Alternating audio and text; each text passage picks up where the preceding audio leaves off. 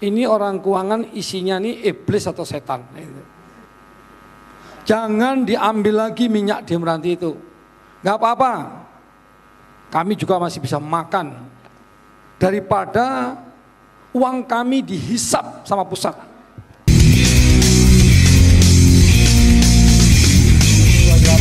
Ketemu lagi kita di channel yang perlu dibagikan informasi gratis, tidak bayar. Subscribe. Assalamualaikum warahmatullahi wabarakatuh. Jumpa lagi teman-teman sobat Kicau Jelata.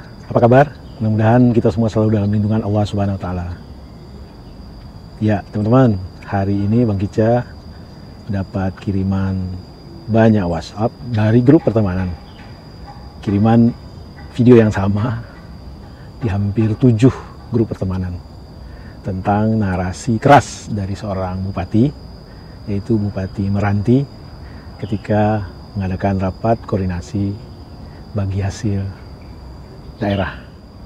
Ya, kita tahu bahwa ada satu undang-undang yang mengatur tentang migas, bahwa daerah-daerah penghasil minyak dan gas itu akan mendapatkan porsi dari katakanlah pemerintah pusat tentang adanya dana yang akan dialokasikan sebagai bagian dari bagi hasil. Apa yang membuat heboh dari video tersebut adalah narasi keras dari bupati tersebut. Sebelum kita membahas, mari kita ikuti narasinya yang begini nih. Ini orang keuangan isinya nih iblis atau setan. Jangan diambil lagi minyak di Meranti itu. Gak apa-apa. Kami juga masih bisa makan. Daripada uang kami dihisap sama pusat. Saya sudah punya kayaknya. Izin Pak Bupati. Sebentar Bu. Ini karena kami daerah miskin. Kalau kami kaya, kami biarkan aja. Mudah ambil 10 triliun pun gak apa-apa. Kami daerah miskin, daerah ekstrim. Jadi kalau daerah miskin ada minyak, Bapak Ibu ambil, uangnya entah dibawa kemana, pemerataan kemana. Seharusnya kami ini yang menjadi prioritas. Karena Pak Jokowi 2024 wajib 0%. Bagaimana kami mau membangun rumahnya, bagaimana kami mau mengangkat kemiskinan orang, nelayannya, petaninya, buruhnya. Bapak mau tahu, akibat pandemi COVID, warga Meranti nggak bisa pergi ke Malaysia. 41.000 penganggurannya. Kalau Bapak tak mau ngurus kami nih, pusat tidak mau mengurus Meranti, kasihkan kami ke negeri sebelah.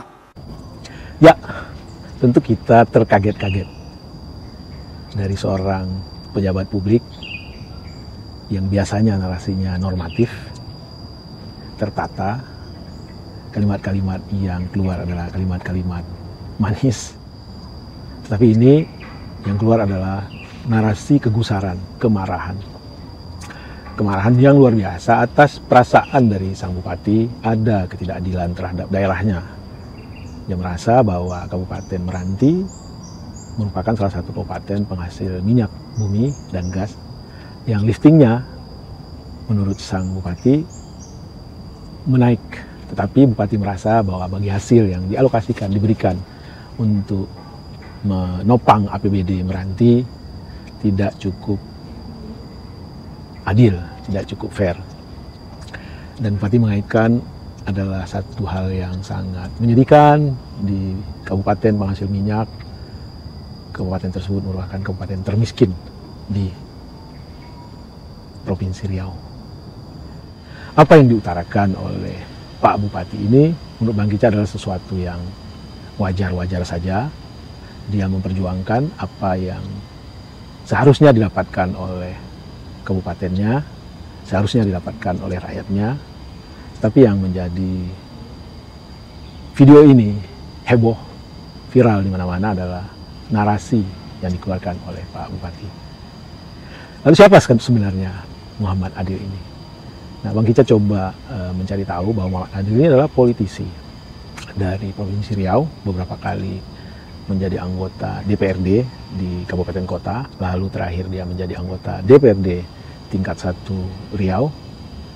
Awalnya beliau partainya adalah Hanura, lalu pindah ke PKB, Partai Kebangkitan Bangsa. Dan di tahun 2021 beliau diusulkan untuk menjadi calon Bupati Meranti dan beliau terpilih. Partai pengusungnya adalah PKB dan PDIP.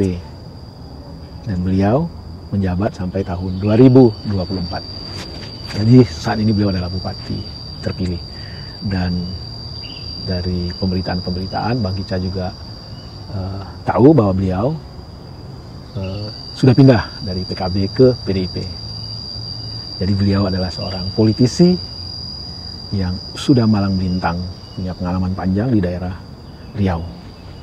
Nah, yang kita mau bicarakan sekarang adalah seperti yang Bang Kicca baca di grup-grup WhatsApp, ada di grup tertentu yang lari dari substansi yang diutarakan oleh sang bupati, yaitu ketidakadilan.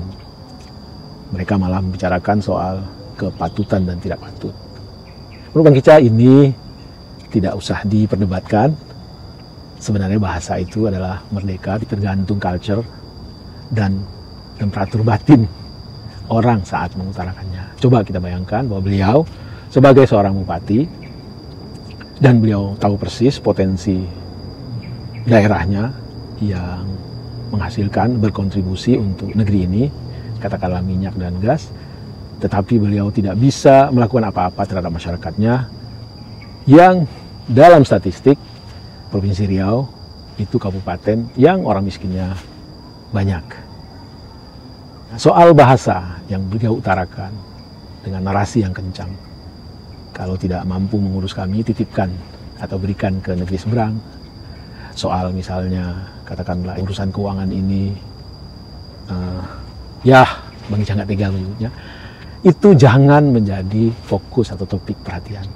Ingat, yang diminta oleh Pak Bupati adalah keadilan, fairness. Beliau merasa bahwa dari apa yang diambil di daerahnya, minyak, lalu yang dikembalikan untuk kemaslahatan umum masyarakatnya, rakyatnya, beliau rasa sangat kecil. Soal apakah yang beliau nyatakan ini benar atau tidak, mari kita sama-sama cari tahu. Tetapi Bang Kicca udah melihat bahwa memang Kabupaten Meranti adalah kabupaten termiskin di Provinsi Riau.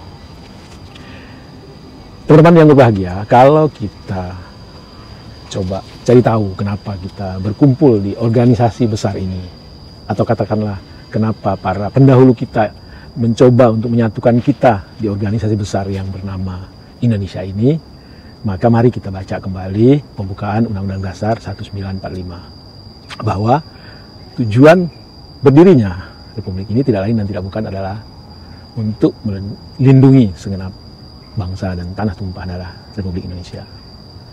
Tentu bangsa di sini kita sangat heterogen, adalah perkumpulan dari mungkin ratusan suku-suku yang ada di Republik ini, menjadilah kita sebagai sebuah bangsa Indonesia. Jadi keadilan untuk seluruh bangsa. Yang pertama itu melindungi segenap bangsa dan tanah tumpah. Lalu yang kedua, mencerdaskan kehidupan bangsa. Artinya apa? Suku manapun dia yang terhimpun dalam bangsa Indonesia ini berhak mendapatkan pendidikan. Wajib oleh negara yang direpresentasikan oleh penguasa, presiden, gubernur, bupati atau wali kota. Kesanalah orientasi dari seluruh penghasilan ini kita arahkan.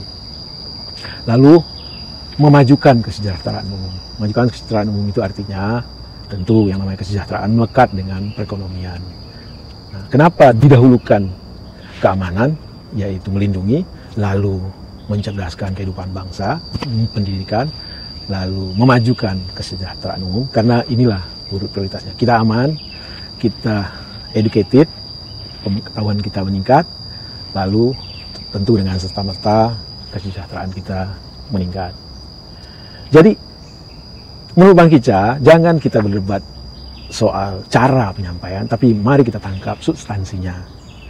Tentu ada banyak daerah yang seperti Meranti ini, banyak sekali, tetapi tidak semua kepala daerah berani mengekspresikan apa yang menjadi concern dia, berani mengekspresikan apa yang dia rasa tidak adil bagi warganya. Sekali lagi, mari kita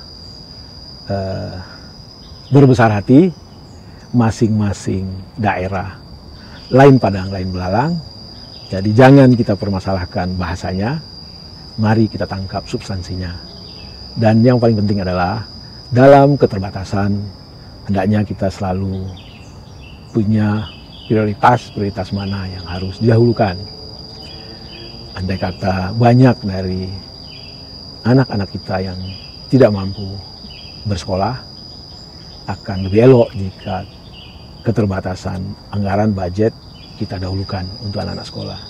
Andai kata masih banyak dari warga kita yang miskin, anggaran atau budget lebih bagus, lebih bijak diprioritaskan untuk mensejahterakan masyarakat. Ketimbang membangun, katakanlah, proyek-proyek mercusuar, bukan tidak penting, tapi ini soal pilihan. Kita berharap para pemimpin bangsa ini benar-benar meresapi kembali apa sebenarnya tujuan didirikannya organisasi besar yang bernama Indonesia ini, yaitu 3 hal yang Bang Kica sebutkan tadi, dan itu tertuang dalam pembukaan Undang-Undang Dasar 45. Melindungi segenap bangsa dan tanah tumpah darah, mencerdaskan kehidupan bangsa, dan memajukan kesejahteraan umum. Ketiga-tiganya orientasinya adalah orang, adalah warga bangsa. Demikian kicau pendek yang katakanlah tergelitik oleh narasi keras dalam tanda petik yang ditafsirkan oleh beberapa kalangan dari Bupati Meranti soal ketidakadilan yang dirasakan tentang bagi hasil minyak bumi. Wabillahi taufik wal hidayah. Wassalamualaikum warahmatullahi wabarakatuh. Dari hutan kota Cibubur, salam sehat dan bahagia.